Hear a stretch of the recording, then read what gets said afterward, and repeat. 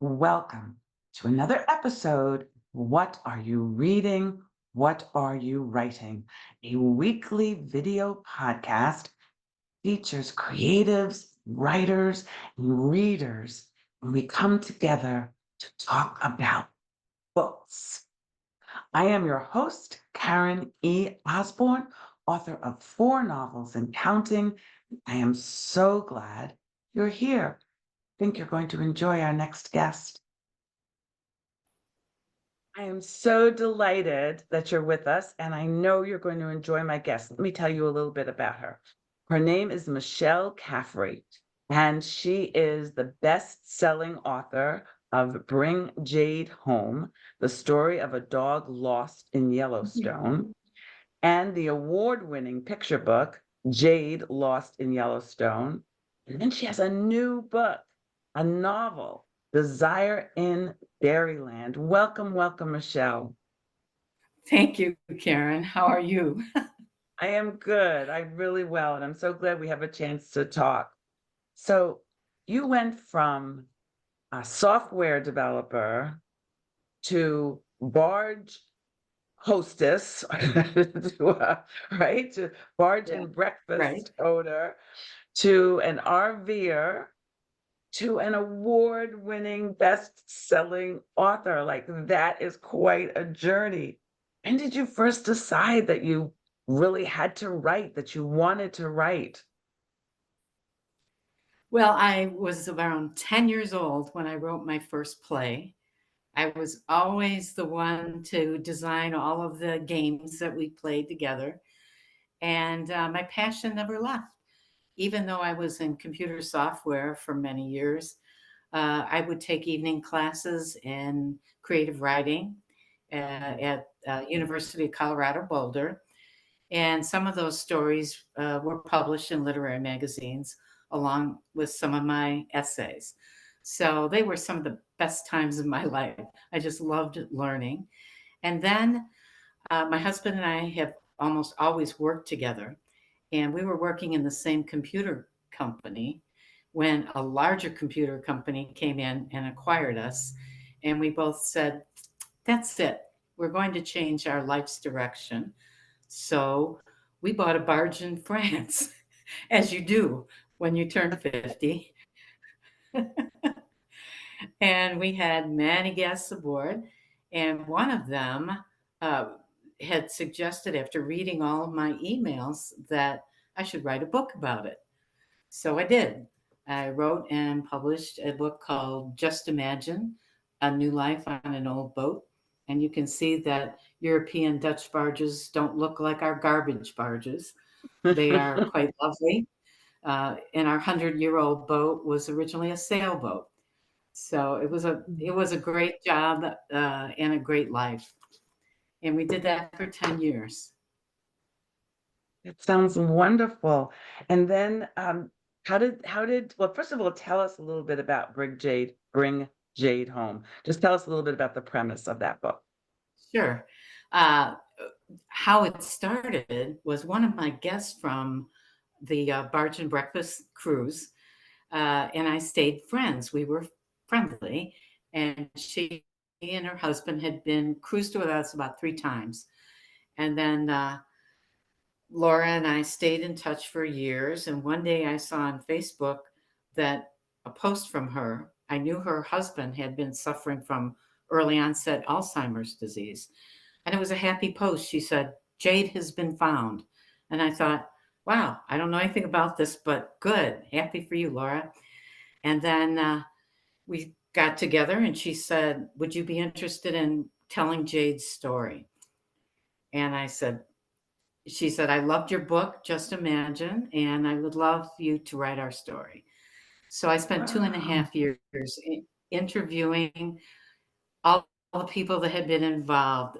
The storyline is that Laura and her now boyfriend, David, were traveling through Yellowstone National Park with their 2 Australian shepherds in the back of their SUV. And at 3 o'clock in the afternoon, they were hit head on by a large pickup truck. David was severely, the car was totaled, the SUV was totaled. David was so severely injured, he had to be helicoptered to the local trauma center. Laura followed in the ambulance. And then when the Rangers went to get the two dogs out of the back of the SUV, her dog, Layla, was in a wire carrier. She was fine. But Jade was in one of those airline plastic carriers. And when Mm, they touched it, it disintegrated. And off she went.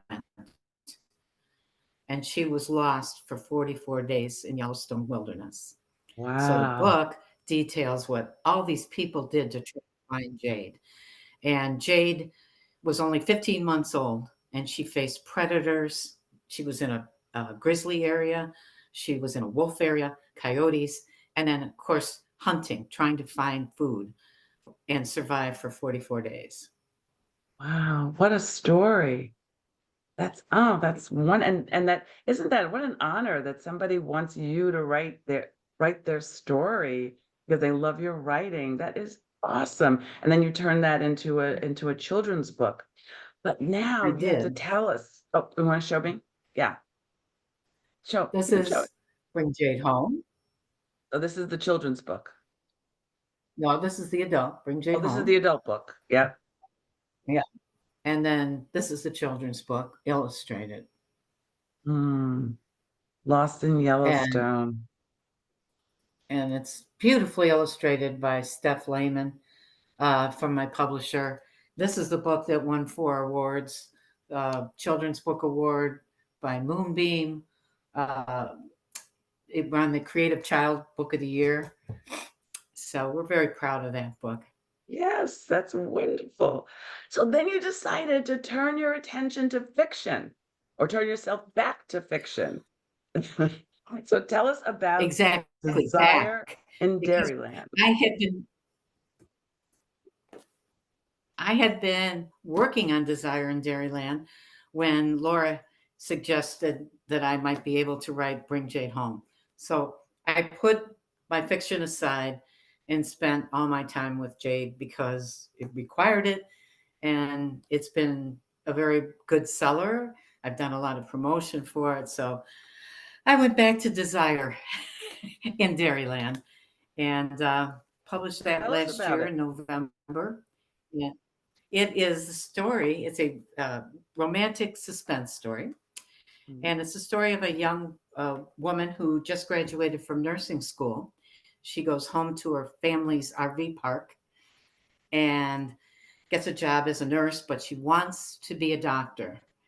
And at her nursing job, on her first day at the nursing home, her patients are dying unexpectedly, and she then begins to try to find the solution as to how her patients are dying. Helping her is her childhood sweetheart, who's grown into a handsome man, and the Mhm. two of them work together to solve it.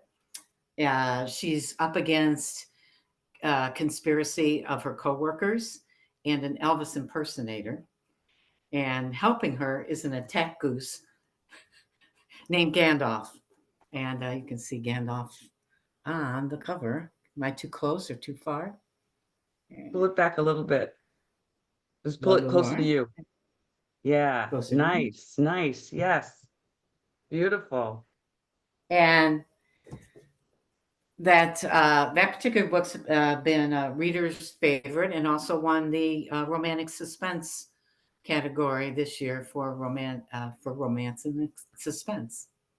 That's wonderful. Oh, how fun. I love romance suspense books. I'm a big fan, so I have to read yours. I'm adding that to my to be read pile. I can't, Thank as you you. guys know, because I'm on every week, I can't read every book of everybody that I interview. But Sure. there are times when I get like, okay, I just have to read this. I think I want to read both your books. Oh, thank And I you. what age group is the child's book? What age is that for? It's for readers age 5 to 8. But I'd have, like, my doctor is reading it to his 3-year-old every night. You know how kids are; they want to hear it again. So the pictures help with a even younger child. Well, that's wonderful. I have a 5-year-old, not child, grandchild, Yes. who Yes. might, Yes. yes, who would enjoy that. So, um, tell me, are you working on anything now? Yes, I am. I'm working on the follow-up to Desire in Dairyland. Mhm. It's called Nowhere, Wisconsin, working title. And it's a story of a young woman who's a street artist in Chicago who comes up to southeastern Wisconsin, Dairyland, and stays at the family campground.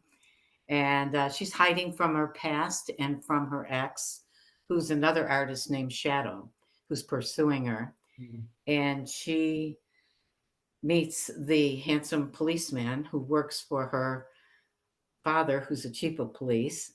And she's trying to keep her past secret. So at this point, she's learning how to be part of the community. And she grew up in the small town. She didn't want to be there. And now she's beginning to realize that maybe a small town isn't so bad after all when you're surrounded by people you love and who love you. Love you. Yeah. Yeah, oh, that sounds wonderful. That sounds really good. So our show is what are you reading? What are you writing? So my first reading question to you is, have there been an author or book, a book that just had a super impact on your writing life or just on your life? Well, when I was young, I loved the Black Stallion series. Mm. And I think it's because I've always loved animals. So when I look at my writing and my reading, I'm really excited by animal stories. Mhm. Um, I loved Remarkably Bright Creatures, if you've read that. It's the story with the octopus who's the protagonist. It's such an unlikely, funny, clever book. I I just love that book. And the latest one I read is also, I have to get her name and title right. Um, uh, Unlikely Animals by Annie Hartnett.